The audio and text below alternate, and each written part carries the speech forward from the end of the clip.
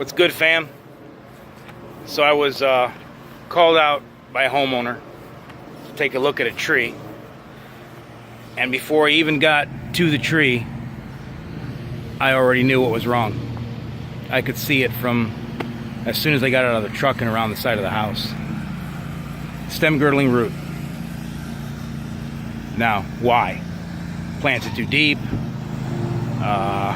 too much stuff, mulch, dirt, caked all around the bottom of it, up against the stem. Heavy clay soils, which promote girdling roots. What's the problem? Well, the biggest problem is for the homeowner, because he's got quite a few trees here. I just got done doing like a full property evaluation, full inspection, and he's only lived here for a couple of years, and he's already had to take down a few, and he says they look like that. So that tells me that it was some other maples somewhere in the yard. And it's a big yard, at least a quarter acre. And he's probably got, 10, 12 trees. I can't remember what the count was, but it's quite a few. But, upon further diagnostic excavation, this is what I found. It's too deep, heavy clay. There's a girdling root right there. That's not the one that killed it. I'm sure it gets much worse as you go down. But bottom line is, I think the tree was just planted too deep here, because it looks like the flare is way down. I mean, I haven't even found it, but I did find a girdling root, and it's right there. I'm sure you can see it, but I don't think that's what killed the tree stone dead. There's probably one worse than that somewhere else. And this is a sugar maple, and sugar maples hate that. They can't stand to have their root flares buried. Girdling roots, they just can't tolerate it. So my thing is, you're doing tree work, and maybe you don't like it. Maybe you're like, man, I'm tired of climbing trees. I'm not really a climbing arborist. I'm more tree preservation, plant health care, root collar excavation, corrective pruning, select pruning, small tree pruning. That's more, my thing.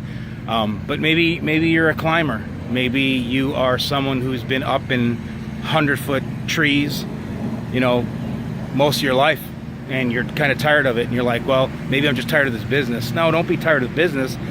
Look in another direction. So my point for the video is, if you were a person who just does removals, and you came up to this, and this is what you see, I want you to be able to recognize what that problem is, and how to diagnose it, how to look for the signs, so that you can explain to somebody and turn around and say, look, hey, Mr. Smith, it sucks that you have to remove this one, but hey, you got another one right here in the corner. Let's not lose that one, so let's go check it out. And then you elevate yourself as far as like your professionalism, your knowledge, and a direction that you can go in from there by learning more stuff.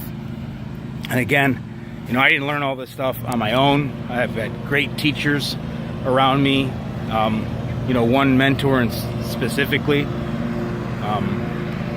his name's Wayne, and he's taught me a lot of the stuff just over the years, but I've been around him for a long time, but I'm really receptive to learning, and then combined with that, just being a member of the ISA, becoming a certified arborist, going to classes. When I go to classes, I don't go to classes just for the CEUs, because if you know this or not, if you're a certified arborist, you have to maintain 30 continuing education units for every 3-year period. So it can be 30 at one time, 10 every year, however you want to do it. The bottom line is that every 3 years that you're certified, you have to have 30 CEUs.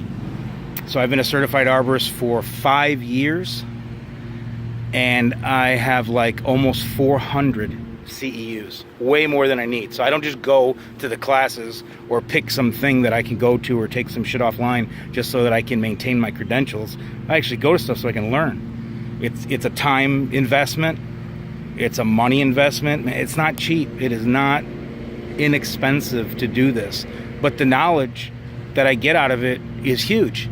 And how did I even get called out here? It wasn't from really advertising. I'm in some local community group, and someone was talking about a tree dying, and I was able to just give some basic knowledge And the guy who called me saw it in that group, and he's like, you seem to know some stuff about trees, and I've lost quite a few, so I thought I'd give you a call. I checked out your Facebook page, blah, blah, blah, blah. Anyway, so yeah, he's got a bunch of other trees here, and you know, we don't want that to happen to the rest of them. This one's too far gone. I can't really do anything with that one. You know, here's another thing that you got to look for. Maybe all of you know, maybe you don't know. You can't prune oaks, at least not in this part of the country, during the growing season. You know, from about the 15th of April till 15th of November, let's say, you can get oak wilt. There's a beautiful red oak behind me, a pin oak. It's gorgeous. Doesn't even have chlorosis. It's nice and green, not yellow, which is surprising for this area. But yeah, you can't prune that right now, and I see that a lot. A lot of people pruning it. He already got an estimate to prune. You know, they do that, they could kill it. Gets oak wilt, it dies. He loses another tree. But here's a Norway maple. You can start seeing the signs. You see all up in the canopy. You see how thin it is. You'll be able to see light through there. It's getting sparse. And when you come and you look at it, it looks like a pencil going in the ground. There's no flare. None. Then once I start digging around, look how deep it is. My soil knife that I use, which you're going to see in all my videos probably, it's 6 inches. The metal part, the handle's like another 4 or 5. I just hit the top of the root flare. There's the moisture line right there.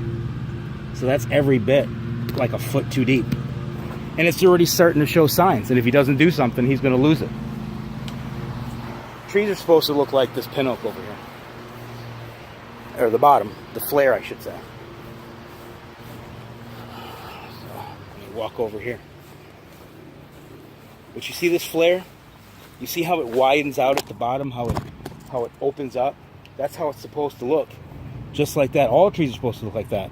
So when you see a tree that looks like a pencil or a telephone pole going in the ground, you got to know that that's a problem.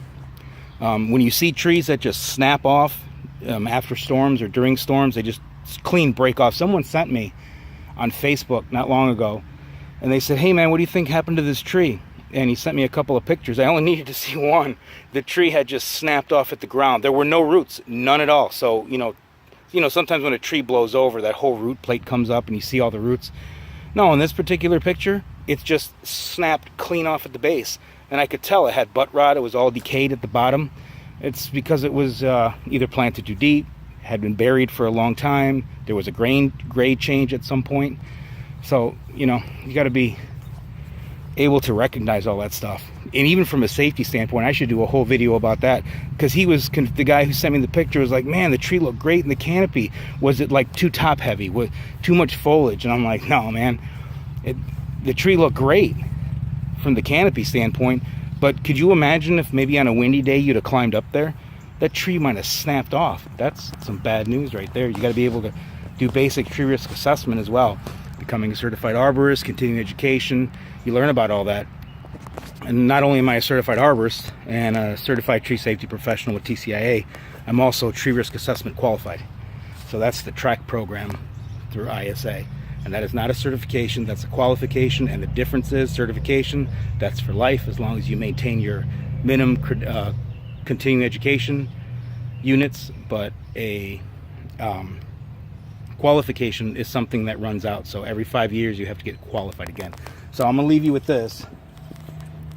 These are stem girdling roots. You know, this is already into the tree, choking it. And I'll do another video at some point going behind the science of exactly what happens when these roots start to choke the tree, besides just choke the tree. I mean, exactly what's happening to the tree from a scientific standpoint. So, I hope that was helpful. Hope you learned something. I've been getting a lot of positive feedback, and I really appreciate it. Everybody always tells me I got a lot of knowledge to give. And if I do, I want to share it, because I believe knowledge is a complete waste if you don't share it. So I hope you have a great rest of your day or night or whatever time it is whenever you're watching. And leave some comments below. You know, hit the subscribe button, share, ask me questions, hit me up. Find me on Facebook. whatever you need to do. I'll see if I can help. Peace.